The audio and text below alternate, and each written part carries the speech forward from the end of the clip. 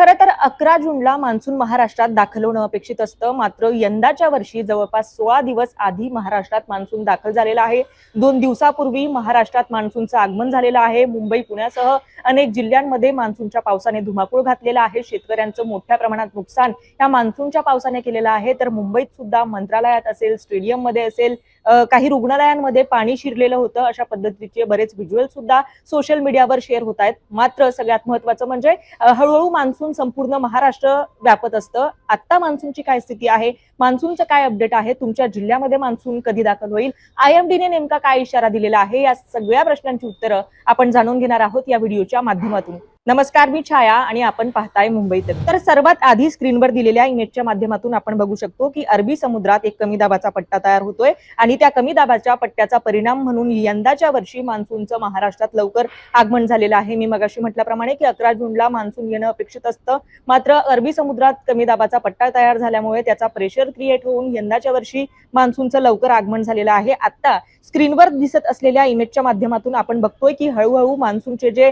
नैऋत्य मान्सूनचे जे वारे आहेत ते हळूहळू दक्षिण भारत व्यापत पुढे पूर्व भारताच्या दिशेने जाताना दिसत आहेत. अर्धा महाराष्ट्र या नैऋत्य मान्सून वाऱ्यांनी व्यापलेला आहे.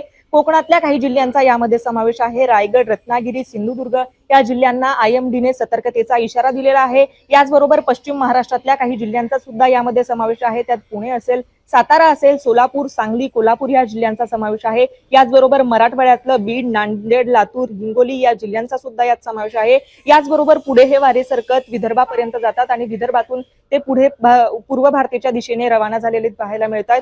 यात गडचिरोली असेल, चंद्रपूर असेल, अशा या अर्ध्या महाराष्ट्राचा यामध्ये समावेश आहे. आता आयएमडीने या संदर्भात काय ट्विट केलेलं आहे ते सुद्धा जाणून घेणं, ते सुद्धा पाहणं महत्वाचं आहे. आयएमडीने ट्विट करत म्हटलंय की south west monsoon has further advance into some more parts of Maharashtra, remaining parts of Karnataka, most parts of Telangana, remaining parts of Andhra Pradesh, some parts of Chhattisgarh and Odisha, remaining parts of West Central Bay of Bengal today the 28th May 2025 असं tweet करत आयएमडीने म्हटलेलं आहे. याचा अर्थ असा की महाराष्ट्रातला काही भाग व्यापत कर्नाटक असेल, तेलंगणा असेल, आंध्र प्रदेश असेल, छत्तीसगड असेल, इथल्या काही जिल्ह्यांवरून हे जे नैऋत्य मान्सून वारे आहेत ते पुढे वाहत आहेत. आता आयएमडीने नेमकं महाराष्ट्रात स्पेसिफिक कोणकोणत्या जिल्ह्यांना काय इशारा दिलेला आहे ते सुद्धा आपण थोडक्यात पाहणार आहोत. या नैऋत्य मान्सून वाऱ्यांचा परिणाम कोणकोणत्या जिल्ह्यांमध्ये होणार आहे ते सुद्धा आपण स्क्रीनवर दिसत असलेल्या या मॅपच्या माध्यमातून बघणार आहोत. तर आता आपण मॅपमध्ये बघतोय की कोकणातलं रत्नागिरी असेल, सिंधुदुर्ग असेल,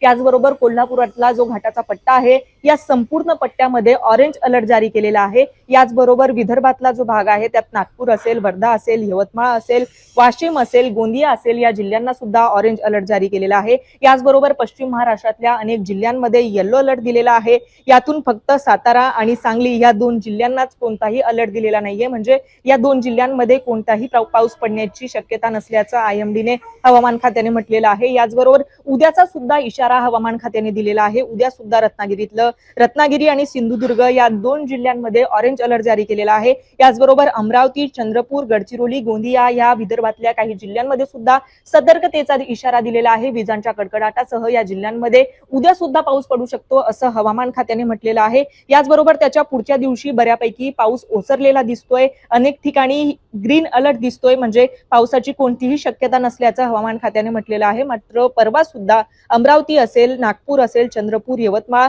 या जिल्ह्यांसोबत कोकणातलं रत्नागिरी, सिंधुदुर्ग या जिल्ह्यांमध्ये सुद्धा परवा सुद्धा म्हणजे 30 तारखेला सुद्धा येलो अलर्ट जारी केलेला आहे. आणि त्याच्या पुढच्या दिवशी सुद्धा म्हणजे 31 तारखेला सुद्धा महाराष्ट्रातल्या काही जिल्ह्यांमध्ये पाऊस पडण्याची शक्यता वर्तवलेली आहे. विदर्भातल्या अनेक जिल्ह्यांमध्ये येलो अलर्ट जारी केलेला आहे. त्यात गडचिरोली, गोंदिया, चंद्रपूर, नागपूर, यवतमाळ या जिल्ह्यांचा समावेश आहे. आणि 31 तारखेला सुद्धा कोकणात म्हणजे इथून पुढचे सलग 5 दिवस सिंधुदुर्ग आणि रत्नागिरी या जिल्ह्यांमध्ये पाऊस पडण्याची शक्यता वर्तवलेली आहे. आज, उद्या आणि परवा या 2 जिल्ह्यांमध्ये ऑरेंज अलर्ट जारी केलेला आहे. मात्र 30 आणि 31 तारखेला या दोन्ही जिल्ह्यांमध्ये येलो अलर्ट जारी केलेला आहे. तर अशा पद्धतीने मान्सूनचं काय अपडेट आहे, मान्सूनची काय स्थिती आहे, तुमच्या जिल्ह्यामध्ये मान्सूनचं कधी आगमन होऊ शकतं हे आपण या व्हिडिओच्या माध्यमातून बघितलेलं आहे. तुम्हाला या संदर्भात आणखी काही प्रश्न असतील, मग ते वेदर रिपोर्ट संदर्भात असतील किंवा मान्सून अपडेट संदर्भात असतील, ते आम्हाला कमेंट करून नक्की कळवा. मुंबई तकला जर आपण नवीन असाल तर मुंबई तकला सबस्क्राईब करायला विसरू नका आणि अशाच व्हिडिओसाठी पाहत रहा मुंबई तक. हा व्हिडिओ पाहिल्याबद्दल धन्यवाद.